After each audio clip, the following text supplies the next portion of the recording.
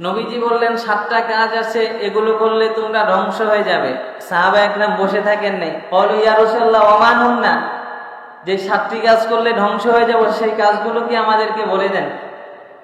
নবীজি বলছে 7টি কাজ করলে ধ্বংস হবা, সাহাবা একরাম তাৎক্ষণিক বলে দেন 7টি কাজ কি, কারণ আমল করতে হবে তো।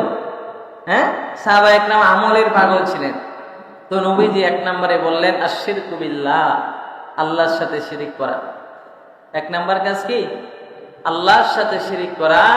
তাহলে তুমি কি হয়ে যাবা? ধ্বংস হয়ে যাবা, ঈমান আমল সবকিছু বরবাদ হয়ে যাবে। এজন্য লুকমান হাকিম বলছেন, ইয়া বুনাইয়া লা তুশরিক বিল্লাহ, হে আমার সন্তান, আল্লাহর সাথে কাউকে শরীক করবা না।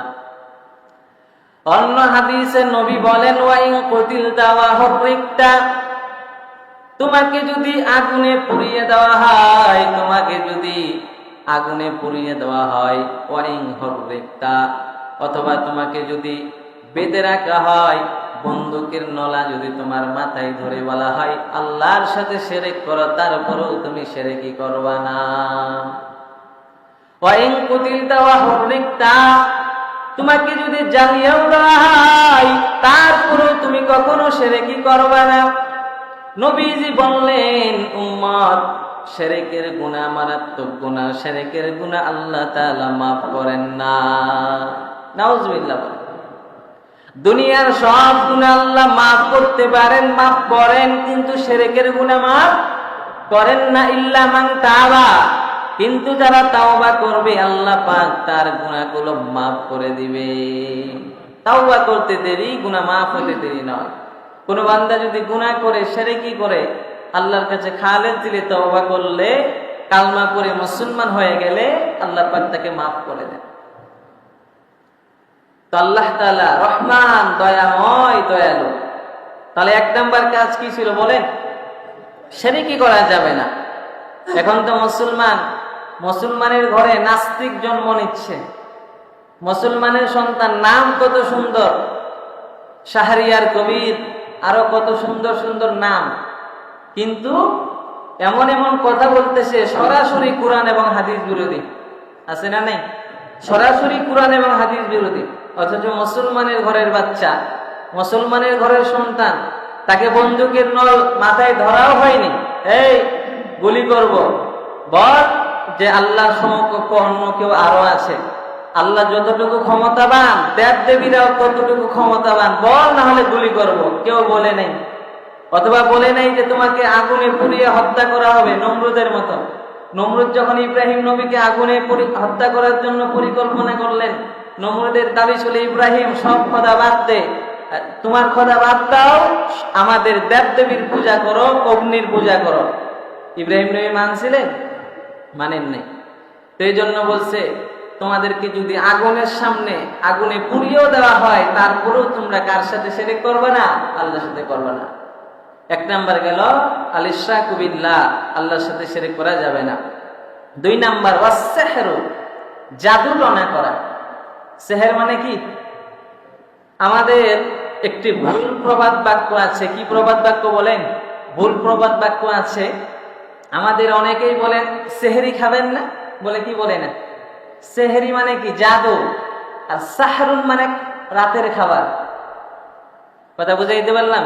তাহলে শব্দটা সেহরি না সাহরি? আমাদের মাঝে এই ভুল তথ্যটা ছিল কি ছিল না? সেহরি বলতেন আপনারা, আসলে এই শব্দটা কি সেহরি না সাহরি? সাহরি। আর সেহরি বললে জাদু। সেহরুন শব্দের অর্থ কি? জাদু টনা করা। আর সাহারুন শব্দ হলো রাতের খাবার খাওয়া। তাহলে আমরা যে রাতে খাবার খাই, শব্দটার নাম কি আরবি থেকে? সাহারুন। তাহলে আগামী থেকে সেহরি বলবেন নাকি সাহারি বলবেন? দন্তাশয় আকার সা, দন্তাশয় একার না, দন্তাশয় আকার, এটা হলো সাহারি। 2 নাম্বার নবীজি বলছেন, 7টি ধ্বংসাত্মক কাজ থেকে নিজেকে বাঁচাইতে হলে 2 নাম্বার কাজ হলো জাদু টনা করা যাবে না। মানুষের সাথে শত্রুতা করে, কালা জাদু করে, কালা জাদু আছে না নাই? তাবিজ আরো কত কিসের মাধ্যমে কালা জাদু করে অবশ করে রাখতে চাই। ফ্যামিলির কথা বাদেই দিলাম, কোন ভাই আরেক ভাইয়ের উন্নতি দেখতে পারে না। এমন সমাজে আমরা বসবাস করি, ভাই ভাইয়ের উন্নতি দেখতে পারে না।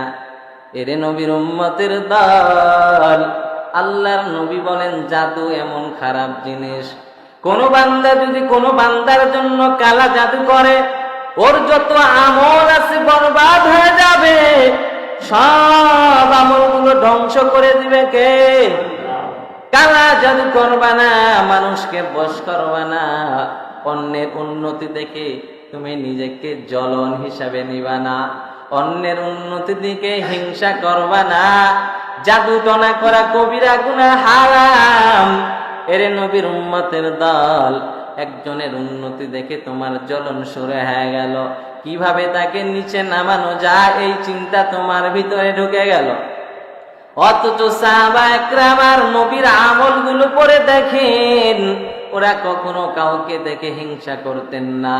লা হাসাদা ইল্লা ইসনাতাইন, দুই জায়গায় হিংসা করা জায়েজ। এক নাম্বার, রাজুলুন, এমন একজন ব্যক্তি, যেই ব্যক্তি কোরআন তিলাওয়াত করে, ওই ব্যক্তির চাইতে আমি আরো বেশি কিভাবে তিলাওয়াত করতে পারি, এখানে হিংসা করা জায়েজ। এক ব্যক্তি দৈনন্দিন এক পারা কোরআন তিলাওয়াত করেন, আমি কিভাবে 2 পারা কোরআন তিলাওয়াত করব, এইভাবে যদি আমি হিংসা করি এটা বৈধ। অথবা নবীজি বললেন, এই জায়গায় তুমি যদি হিংসা করে কোরআন তিলাওয়াত করো জায়েজ হবে।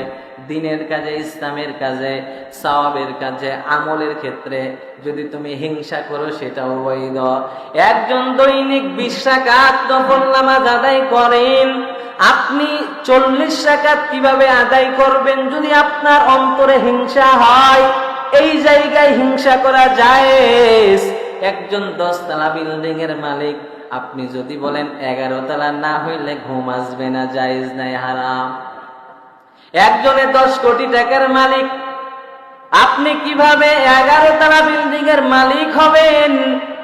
যদি এই চিন্তা চেতনা আপনার অন্তরে আসে, মনে রাখবেন এটা হলো হিংসার অনল, এটা জায়েজ নাই, হারাম। তাহলে আমলের ক্ষেত্রে সাহাবা একরাম হিংসা করতেন। আবু বকর আমল করতেন, উমর চাইতেন আবু বকরকে কিভাবে আমলের দিক দিয়ে ডিঙ্গিয়ে যাওয়া যায়। এর নবীর উম্মত, তাবুক যুদ্ধের ঘটনা, আল্লাহর নবী বললেন সাহাবা একরাম, তোমরা জিহাদের ময়দানের সামগ্রী কেনার জন্য যার যেমন সামর্থ্য আছে দান করো, যার যেমন আল্লাহ সম্পদ দান করে আল্লাহর রাস্তায় দান করো। জিহাদের ময়দানে গেলে তলোয়ারের প্রয়োজন আছে, বিভিন্ন আসবাবপত্রের প্রয়োজন আছে। ও সাহাবা একরাম, মুসলমানদের বাইতুল মালে কোনো খাজানা নাই, তোমরা যার যার যতটুকু সামর্থ্য আছে দান করো। এবার ওমরে ফারুক মনে মনে অনেক খুশি হয়ে গেলেন। ওমরে ফারুক কেমন সাহাবী! এই ওমরে ফারুক কোন সময় আবু বকরকে আমলের দিক দিয়ে হারাইতে পারে নাই। আজকে ওমরের দিলে বড় আনন্দ। এমন সময় রাসূলুল্লাহ জিহাদের ময়দানের জন্য সাহায্য চাইছে। আজকে আবু বকরের কাছে কিছুই নাই, আমি ওমরের আলহামদুলিল্লাহ এখন দান করার মতো অনেক সম্পদ আমার আছে। আজকে মনে হয় আমি দান করিয়া আবু বকরকে হারিয়ে দিব। এর নবীর উম্মতের দল, এইবার হযরত ওমর রাদিয়াল্লাহু তাআলা আনহু তার সমস্ত সম্পদকে 2 ভাগে ভাগ করলেন। কয় ভাগে? ওমরে ফারুক 2 ভাগে ভাগ করার পর 1 ভাগ সম্পদ আমার নবীকে দান করে দিলেন। এবার নবী বললেন, রে ওমর, তুমি তোমার ফ্যামিলির জন্য কিছু রাখছো নাকি সবগুলো দিয়ে দিছো বলো? ওমর ডাক দিয়া কয়, পয়গম্বর, আমি যেই পরিমাণ সম্পদ দান করছি ওই পরিমাণ সম্পদ ফ্যামিলির জন্য রাখছি। এবার নবী আমার সবাইকে দান করার পর আবু বকর রাদিয়াল্লাহু তাআলা আনহু সবকিছু ঘরের মধ্যে যা ছিলেন আবু বকর সবকিছু গাত্রি গুত্রি বাদিয়া নবীর দরওয়াজায় হাজির হয়ে গেলেন। আল্লাহর নবীর কাছে দানগুলো দিয়া দিলেন। আর নবী নবীকে বললেন, ও নবী, আমি আবু বকর আজকের দিনে আমার ঘরে একটা সুতা পর্যন্ত রাখি নাই রে নবী। আমার ঘরের দেওয়ালগুলো আমি তন্ন তন্ন করে খুঁজেছি, কোথাও কোনো একটা সই পর্যন্ত পাইছি, সেটাও দান করে দিছি। আল্লাহু আকবার। আবু বকরের ঘরে টাকা নাই, আবু বকর ঘরের দেওয়ালগুলো তন্ন তন্ন করে খুঁজছেন, কোথায় কোনো অলংকার পাওয়া যায় কিনা, কোথায় কোনো সই পাওয়া যায় কিনা। যেগুলোই পাইছেন ওমরে ফারুক সবগুলো নবীর কাছে দিয়া দিলেন। এবার আমার আল্লাহ তাআলা জিবরাইল আমিনকে আমার নবীর কাছে পাঠিয়ে দেয়।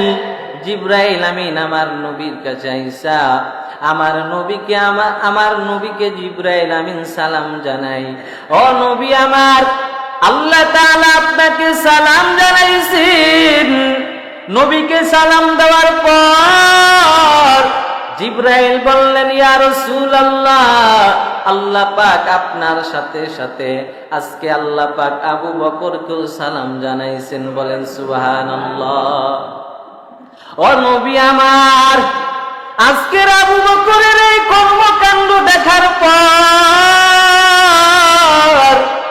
আবু বকরের দানের উদারতা দেখার পর, ও নবীজি, আমার আল্লাহ খুশি হইয়া আবু বকরকে সালাম জানাইছেন। আল্লাহু আকবার পড়েন। এরে নবীর উম্মতের দল, এবার আবু বকরকে সালাম দেওয়ার পর নবী আমার জিবরাইলের দিকে তাকাইয়া দেখিন, ওদিকে আবু বকর নিজের গায়ের জামাটা খুলিয়া নবীরে দিয়া দেয়। নবী আমার গায়ের জামাটাও দিয়া দিলাম, গায়ের জামার প্রয়োজন নাই। আবু বকর একটা চটের বস্তা সেলাই করে জামা পরিধান করছেন। সুবহানাল্লাহ। গায়ের মধ্যে পোশাকটাও রাখে নাই, সেটাও দান করে দিয়েছেন। ওদিকে জিবরাইল আমিনের দিকে যখন নবীজি তাকাইছেন, নবীজি তাকাইয়া দেখেন জিবরাইল আমিন ফেরেশতাও চটের পোশাক পরেছেন। আল্লাহু আকবার। জিবরাইল আমিনের গায়ে যখন চটের পোশাক, এবার নবী আমার প্রশ্ন করলেন, ভাই জিবরাইল, তোমার গায়ে কেন চটের পোশাক? জিবরাইল বলেন, ইয়া রাসূলুল্লাহ, ইয়া হাবিবাল্লাহ, আজকে আবু বকরের কাজে আমার আল্লাহ এত খুশি হয়েছেন। আবু বকর যে চটের পোশাক পরেছে, আমার আল্লাহ আসমানের যত ফেরেশতা আছে সবাইকে চটের পোশাক পরিধান করার আদেশ করেছে। আবু বকরের কাজটা এত দামি হয়ে গেছে, আমার আল্লাহ আসমানের সব ফেরেশতাদেরকেও চটের পোশাক পরার আদেশ করলেন। ওমর যখন এই কাণ্ড দেখলেন, ওমর মনে মনে ভাবলেন, হায় রে আবু বকর, জীবনে কোনোদিন তোমারে আমলের দিক দিয়ে হারাইতে পারি নাই। ও আবু বকর, আমার মনের আশা মনে হয় আজকেও পূরণ হলো না। তোমার দানটা যদিও কম হয়, কিন্তু আমার আল্লাহ তোমার দানটা কবুল করেছে। এরে নবীর উম্মতের দল, আমি প্রায় সময় বলি, ধনী মানুষ 1 কোটি টাকা দান করলে যে সওয়াব পায়, গরিব মানুষ যদি ইখলাসের সাথে 1 টাকা দান করে সেও সেই পরিমাণ সওয়াব পায়। দান করার জন্য বেশি টাকার প্রয়োজন নাই রে বাবা, শুধু মনটারে আল্লাহর কাছে বলেন, হে মালিক, তুমি আমারে গরিব বানাইছো, লক্ষ লক্ষ টাকা দান করার সামর্থ্য আমার নাই, আল্লাহ এতটুকু দান করতে পারলাম, কবুল করে নাও। আমার আল্লাহ আবু বকরের মতো আপনার দানটাকেও কবুল করে নিবে। দান যতটুকুই হোক, দানটার মধ্যে যদি ইখলাস থাকে, আবু বকরের মতো খালেস নিয়ত যদি থাকে, আমাদের এই দানটাও আল্লাহ কবুল করে নেবে। তাহলে 2 নাম্বার কি গেল? ওয়াসসিহরু, জাদুটনা করা যাবে না। আরেকজনের উন্নতি দেখে তাকে কিভাবে নিচে নামানো যায়, এই পচা টেকনিক ব্যবহার বন্ধ করতে হবে। কথা বুঝাইতে পারলাম? আমার দোকানে বিক্রি কম হয়, আরেক দোকানে বিক্রি বেশি হয়, কিভাবে তার ব্যবসাটা ডাউন করা যায়, এই সমস্ত কূটনীতি আমাদের অন্তর থেকে বের করতে হবে। কথা বুঝাইতে পারলাম? আমার পাশের ভাই 5 ওয়াক্ত নামাজ পড়ে, নামাজের সময় দোকান অফ, আমি দোকান খুলে বেশি লাভবান হতে পারবো, এই নিয়তে ব্যবসা করলে আমার ব্যবসা আরো ঠাডা পড়বে। কথা বলেন না কেন? এজন্য 2 নাম্বার ওয়াসসিহরু, জাদুটনা করা যাবে না। 3 নাম্বার ওয়াকাতলুন নাফসিল্লাতী হারামাল্লাহু ইল্লা বিল হক, আল্লাহ তাআলা যাকে হত্যা করা নিষেধ করেছেন তাকে হত্যা করা যাবে না। আজকে তো আমরা নেতার কথায় আজকে কত মানুষকে হত্যা করি কি করি না? হত্যা করে, কুপাইয়া হত্যা করে। কিছুদিন আগে ঢাকায় ঘটনা ঘটলো না, এক সাংবাদিককে পাথর দিয়ে মেরে হত্যা করে দিল। যদি দেশে ইসলামী আইন থাকতো, যেই সন্তান যাকে হত্যা করা হলো বিকালবেলা, তার হত্যাকারী যারা আছে তাদেরকে যদি ইসলামী আইন অনুসারে পাথর নিক্ষেপ করে হত্যা করা হতো, মাগরিবের সময় যদি সাংবাদিককে মারা হয়, রাতের বেলা যদি ওই সাংবাদিককে যারা মেরেছেন তাদেরকে যদি সবার সামনে সর্বাগ্রে উদ্যানে যদি গর্ত খুঁজে পাথর নিক্ষেপ করে হত্যা করা হয়, যারা ধর্ষণ করে ধর্ষণকারীদেরকে সবার সামনে যদি হত্যা করা হয়, এভাবে যদি জায়গায় জায়গায় ইসলামী শাসন কায়েম হয়, তাহলে আর কখনো কোনো মানুষ জেনা করার মতো অপরাধ, কোনো মানুষ চুরি করার মতো অপরাধ, কাউকে হত্যা করার মতো অপরাধ কোনো মানুষ দুঃসাহস দেখাতে পারবে না। পারবে? ইসলামী শাসন যদি থাকতো তাহলে কেউ স্বাধীন বাংলার ভূমিতে কোনো মানুষ, কেউ কোনো মায়ের বুক খালি করার সাহস দেখাতে পারতো না। রাজনীতি আছে, থাকতেই পারে, তাই বলে মানুষের জীবন নিয়ে খেলবো এমন রাজনীতি, এমন নোংরা রাজনীতি আমি করতে চাই না। রাজনীতি করতেই পারি, তাই বলে আমার মায়ের মুখ খালি করব? আমার মা, যেই মা 2 ভাই জন্ম দিয়েছে, এক ভাই আওয়ামী লীগ করে, এক ভাই বিএনপি করে, এই আওয়ামী লীগের ভাইকে বিএনপির ভাইকে হত্যা করে ফেলতেছে। শহরের মধ্যে দেখতেছেন না আপনারা? ফেসবুক, ইন্টারনেট দেখেন কি দেখেন না? তাহলে এই যে ঘটনাগুলো ঘটতেছে কেন ভাই? রাজনীতি করেন, আপনার যাইয়াই করেন, এমন রাজনীতি করতে হবে যে মানুষের খুন নিয়ে, মানুষের জীবন নিয়ে খেলা তামাশা কেন? কথা বুঝতেন আমার? তাহলে আল্লাহ বলছেন, রাসূলুল্লাহ বলছেন, ওয়াকাতলুন নাফসিল্লাতী হারামাল্লাহু ইল্লা বিল হক, যারা আল্লাহ যাদেরকে হত্যা করা নিষেধ করেছেন তাদেরকে যারা হত্যা করে এরা ধ্বংস হয়ে যাবে, এরা কখনো জান্নাতে যেতে পারবে না। নেতার কথায় আপনি কেন আরেকজনের উপরে হাত তুললেন? আপনি হিসাব দিতে পারবেন? কাল কিয়ামতের ময়দানে আপনার যখন প্রত্যেকটা অঙ্গ প্রত্যঙ্গকে আল্লাহ বলবে সাক্ষী দাও, এই হাত তুই সাক্ষী দাও, হাত দ্বারা কাকে আঘাত করেছিলি, জবান সাক্ষী দাও, এই জবান দ্বারা কাকে কি বলে হুঁশিয়ারি করেছিলি, এবার বলবে এই সাক্ষী দাও, কলম দ্বারা সিগনেচার দিয়ে কার পথ এক জায়গা থেকে আরেক জায়গায় নিয়ে গেছিলি, আগে কে ছিল, এখন কাকে বানাইলি, কিভাবে করলি, ক্ষমতার অপব্যবহার কেন করলি, হিসাব দাও। দিতে পারবেন তো? কেন? আপনি কি চিরদিন বাঁচবেন? রাজনীতি করেন, আপনি যদি রাজনীতি করে চিরদিন বেঁচে থাকতে পারেন করেন। আপনি একটা দেশ কেন 2টা দেশ কিনে রাখেন, সমস্যা কোথায়? কথা বুঝাইতে পারলাম?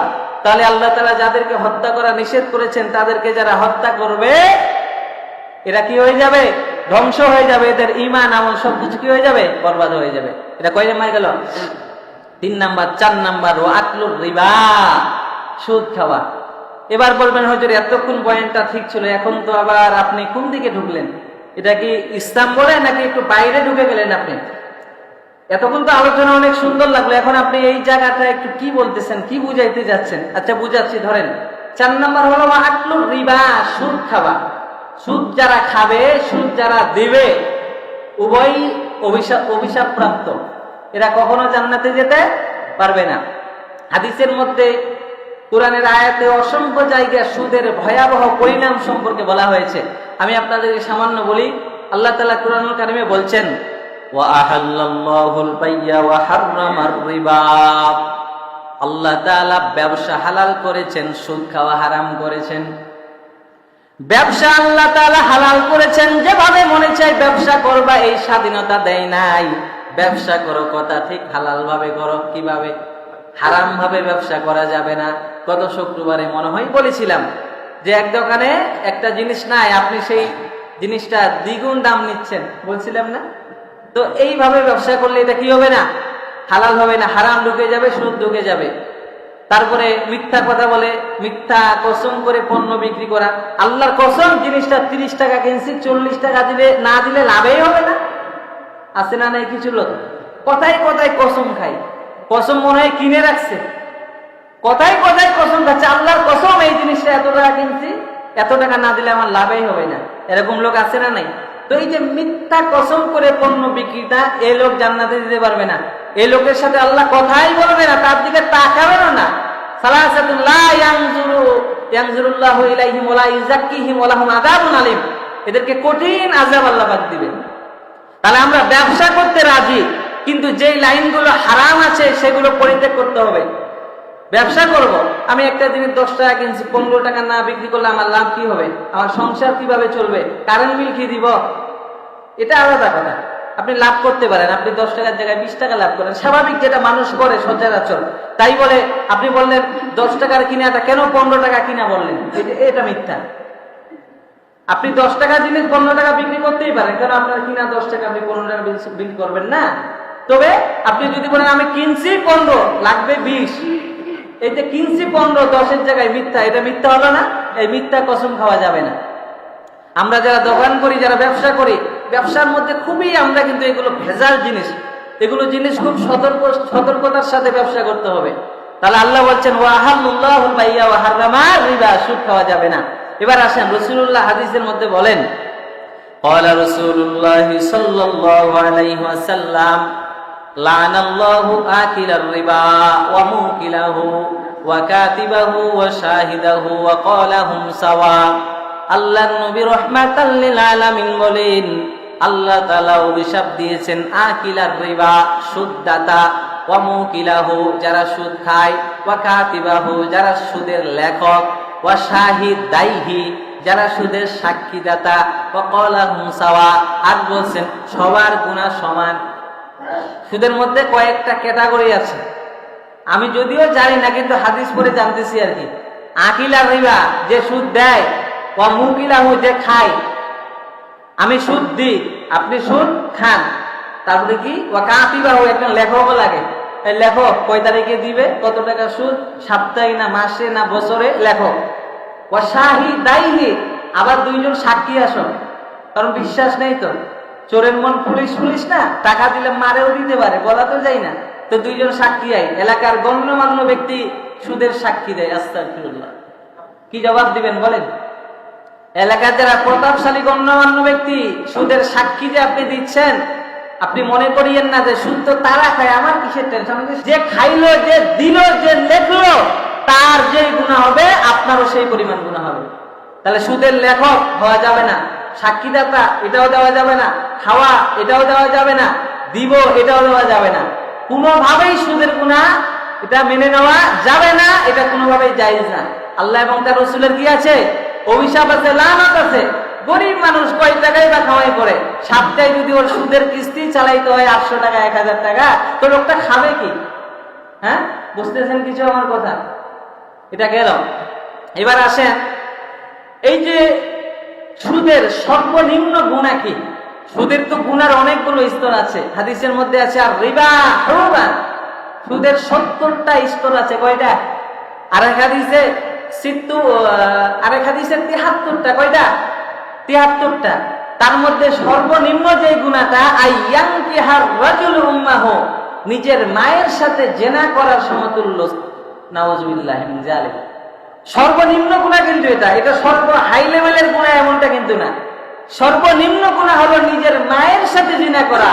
কেউ যেমন চাই না নিজের মায়ের সাথে জিনা করা, তাহলে তাকে সুদ ঘুষ এগুলো থেকে বেঁচে থাকতে হবে।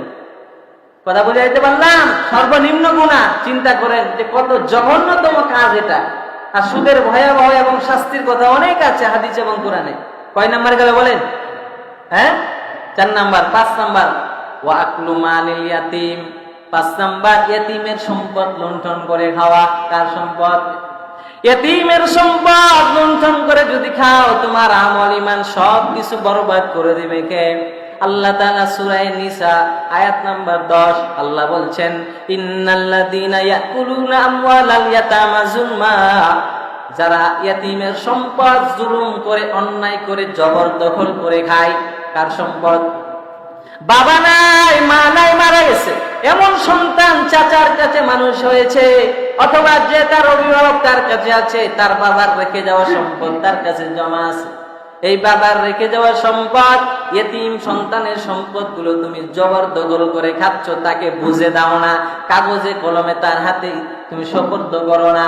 এমন যদি হয়, রাসূল আল্লাহ তাআলা কুরআনুল কারীমে বলছেন, ইন্নামা ইয়াকুলুনা ফি বুতুনিহিম নার, তারা তো তার সম্পদ খায় না, মূলত তারা জাহান্নামের আগুন খায়। কি খায়? জাহান্নামের আগুন তার পেটে ঢুকাচ্ছে। ওয়াসায়াসলাউনা সাইরা, আর অতি শীঘ্রই মরণের পর জাহান্নামের আগুনে সে প্রবেশ করবে। বলেন না নাউযুবিল্লাহ। ইয়াতীমের সম্পদ অন্যায়ভাবে খাবেন না। আল্লাহ রাব্বুল আলামিন ইয়াতীমের সম্পদ খাওয়া থেকে তোমাদের বিরত থাকতে বলেছেন। যারা ইয়াতীমের সম্পদ খাওয়া থেকে নিজেকে বিরত রাখতে পারবে না, তাদের ঈমান আমল সবকিছু কি হয়ে যাবে? ধ্বংস হয়ে যাবে। আল্লাহর নবী রাহমাতাল লিল আলামিন ইয়ামান নামে একটি শহর আছে, এই শহরের গভর্নর হিসাবে এমন একজন সাহাবীকে দিলেন। সাহাবীর নাম কি?